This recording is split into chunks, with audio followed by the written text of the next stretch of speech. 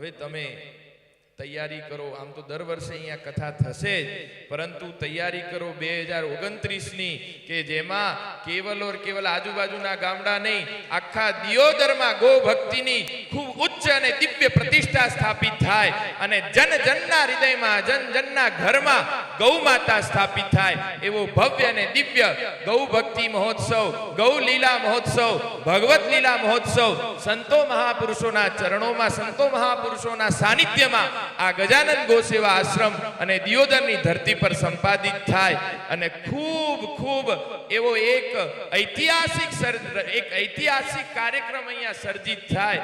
એની તમે બધા અત્યારથી હૃદયમાં તૈયારી કરો અને અત્યારથી જ બધા અર્થોપાર્જનની પણ તૈયારી રાખજો. ખૂબ વિશેષ અર્થ આપણે એ વખતે ગૌ માતાને અર્પિત કરવાનું છે.